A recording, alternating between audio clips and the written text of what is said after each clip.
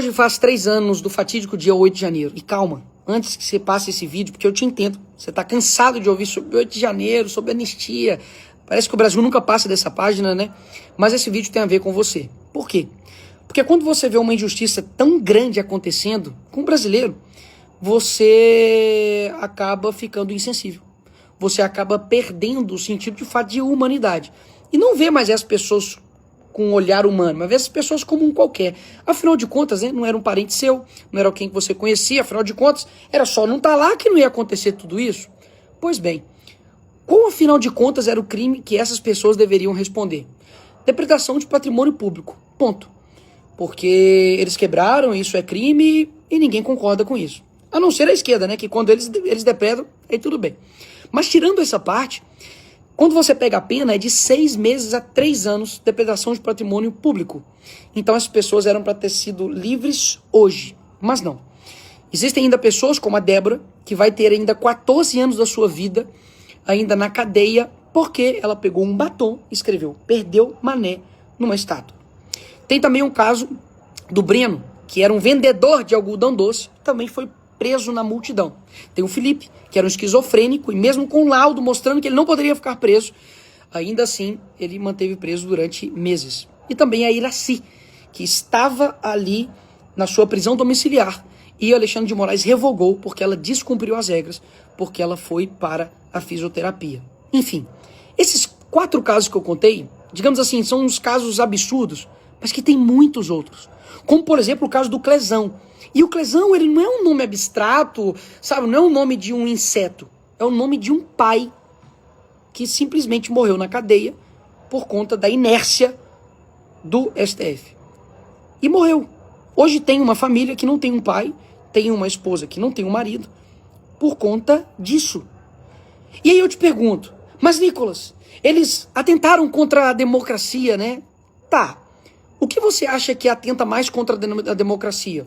O Aécio também, que foi um que está preso por 17 anos, foi o primeiro condenado de 8 de janeiro, que pegou o celular dele e falou: eles cagaram na cabeça da gente a vida inteira, agora eu que vou cagar aqui. E brincou nisso. E ele tomou 17 anos de cadeia. Quem você acha que mais atenta contra a democracia? Essas pessoas que depredaram o patrimônio público, invadiram, cometeram aí esses crimes? Ou um cara que coloca milhões de reais em uma mala, como o Gedel, que foi encontrado com corrupção? Ou como alguém que foi condenado por 400 anos, né, de cadeia por corrupção também, como o Sérgio Cabral, que está livre? Ou como alguém, né, que colocou dinheiro na cueca, foi pego, e agora, né, a PGR arquivou totalmente o caso. Quem você acha que atenta mais contra a nossa democracia? Pessoas envolvidas em escândalos de roubo do INSS, pessoas pensionistas, pessoas que, enfim, têm comorbidades, problemas, né, de saúde, e recebem um dinheiro ali do trabalho deles, e elas estão sendo roubadas? Ou a pessoa que simplesmente, né, foi ali, entrou, viu o que estava acontecendo ali, se escondeu das bombas que estavam vindo, e aí foi presa por 17 anos de cadeia? Quem que você acha que atenta mais contra a democracia? O Lula, que recebe um narcotraficante, que agora está preso, um bandido genocida, que no país dele tinha 158 crianças que foram torturadas, né, mortas. Mas, na verdade, quem atenta contra a democracia é a Débora, né, do batom. Quem que você acha que atenta mais, né, contra a democracia? Quem está dentro, né, de um escândalo, né, de banco, que recebia possivelmente aí mesada como Lulinha, ou, né, esse rapaz que estava vendendo ali algodão doce? A resposta, ela salta aos olhos de qualquer um. Mas quando você, brasileiro, você que está me escutando aqui, você tem uma insensibilidade com essas pessoas, você talvez não ache que eles estão te manipulando, mas eles estão. Porque que não é uma luta por A ou por B, sabe? Porque você está querendo fazer tudo isso para poder livrar o Bolsonaro da cadeia. Eu também acho a prisão dele completamente desproporcional. Mas, em específico, essas pessoas que estavam ali, né, no dia 8, para pensar. São pessoas que estão sendo literalmente colocadas de forma punitiva, para poder colocar medo na direita. Afinal de contas, se fosse de forma isonômica, igualitária, para poder realmente fazer justiça, você tinha que condenar todos também ataques que aconteceram também no Congresso pela esquerda, lá em 2006, 2014, 2017. Eles queimaram ministérios, depredaram também patrimônio público e nada aconteceu. Por que eu estou dizendo isso? Porque a melhor maneira de vocês conquistar um povo e manter ele, né, sempre brigando um com o outro, é dividi-los. Então, esse vídeo aqui não é para você que já concorda comigo. Olha só. É para você que de fato que discorda de mim, ou que você talvez não saiba muito do assunto, por que isso tem a ver, por que essas pessoas estão presas tem a ver comigo. Porque hoje são eles. Amanhã pode ser você, e eu não estou brincando não. Amanhã pode ser você, pastor, que dá uma opinião, isso pode ser considerado um atentado ao Estado Democrático de Direito.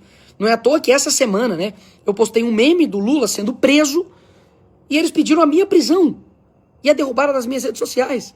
O Nicolás Maduro pode ficar livre sendo um ditador. Eu tenho que ir pra cadeia porque eu postei memes e dei a minha opinião. Ou seja, isso pode chegar e bater na sua casa. Um dia que você defender, né, uma opinião, ou quiser, né, criticar algum ministro do STF, o que vai acontecer com você? Então, de forma gradual, eles estão colocando medo em todos nós. E o medo, assim como naqueles desenhos animados, né, antigos, que ia cair uma pedra em cima, assim, e ele tentava correr e não saía, a pedra caía em cima dele. Por quê? Porque o medo nos paralisa como nação. Então, hoje, o Lula vetou por completo o PL da dosimetria. Que, inclusive, por muitos disseram, né, que, nossa, a Magnitsky foi derrotada porque vocês apoiaram a dosimetria. Porque ela não era boa, né? Agora, que coisa que não é boa, que a esquerda trabalha até de madrugada para poder derrubar na Câmara, que eles fazem um trabalho na mídia para poder derrubar, que eles depois vetam de forma integralmente, né? O Lula veta, e obviamente era algo que era sim um respiro de liberdade para milhares de famílias, porque poderiam estar agora em casa, ou até mesmo livres, dependendo ali da redução do sofrimento delas e, consequentemente, da redução da pena delas.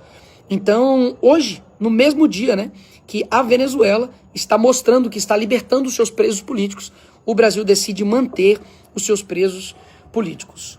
Por que eu estou dizendo tudo isso e por que você está me acompanhando aqui até agora? Porque se nós começarmos a lidar somente que os problemas do Brasil é uma questão somente, digamos, materialista, no sentido de corrupção, no sentido de dinheiro, por mais terrível que isso seja, porque um dinheiro que poderia estar indo para a saúde, para a educação, para a segurança, está indo para bolso de político corrupto, mas os nossos problemas e as nossas reformas precisam ser feitas de forma individual e do nosso coração. Não tem como a gente ter um país onde tudo se é decidido somente por um homem. Onde se tudo a maioria do nosso tempo, pelo menos o meu, né, desde 96, a maioria é governada pelo mesmo partido político chamado Partido dos Trabalhadores. Então eu quero abrir aqui os seus olhos para que você entenda que a causa de outros, ela também é a nossa, principalmente quando eles estão sendo extremamente perseguidos, com vidas destruídas, pais, famílias destruídas por conta de um revanchismo político. Isso precisa acabar aqui no nosso país. Eu não tenho dúvidas que a maneira de você se instalar realmente uma censura total, uma ditadura total, é fazer isso de forma gradual, porque aí você não percebe.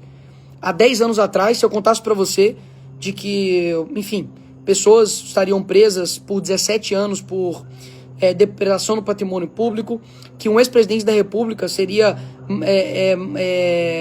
não teria direitos de um traficante, né, de receber atendimento médico no hospital, de que parlamentares teriam de sair, né, do país, porque se ficarem aqui vão ser presos também de forma injusta, que dia sim, dia com certeza, né, eles querem derrubar o deputado mais votado, porque na cabeça deles opinião, post é crime, né, contra o Estado Democrático de Direito, mas o partido deles, né, que faz parte do Foro de São Paulo, que é uma organização fora, né, dos ritos da nossa Constituição, do nosso país, e que interfere em todos os demais países, isso daí tá tudo bem. Enfim, a situação não é fácil. Muitas vezes parece que as notícias que a gente olha, né, parece que cada vez são mais desanimadoras, mas um ponto a luta pela liberdade dessas pessoas é muito importante, por isso que eu vou continuar. Essa luta não é de agora. Nós ficamos 6 meses, eu posso dizer por mim, 6 meses na CPMI, lutando contra ministros, contra mídia, contra ministros de estados, ministros também jurídicos, e destruindo ali narrativas, permanecendo firme, mesmo com toda a pressão, mesmo tomando vários processos. Eu visitei a Papuda e a Colmeia, enquanto o Clezão estava vivo. Nós, hoje inclusive, nós conseguimos uma transferência, né, de presídio para 2 presos do dia 8 por conta humanitária, de pessoas que estavam numa condição assim, terrível e que não são, né, criminosos. Nós fomos em dezenas de manifestações, nos expusemos, falamos tudo, apontamos o dedo em quem deveria apontar o dedo quando muitos tinham medo, né, de colocar o dedo na ferida e falar nomes, como do Alexandre de Moraes. A gente ocupou, né, a mesa ali da casa para poder pressionar uma anistia. Eu trabalhei ativamente para poder aprovar a urgência do PL da anistia e nós aprovamos com ampla maioria. Nós aprovamos a dosimetria, que era o possível, e é uma redução da dor dessas pessoas. E hoje o Lula veta, e eu não tenho dúvidas que nós iremos derrubar esse veto ali no Congresso. Então, sim, esse vídeo é para você, que acha que isso não tem nada a ver com você, mas tem muito a ver com você, porque um dia, de fato, pode ser você. Isso aqui não é mais nenhum tipo de profecia. Isso aqui é uma previsão, porque das formas como as coisas estão caminhando, se a gente continuar dessa forma, eu não tenho dúvidas que o Brasil não vai ter um outro destino. A gente só vai ter um Brasil diferente se nós tivermos brasileiros diferentes. É isso.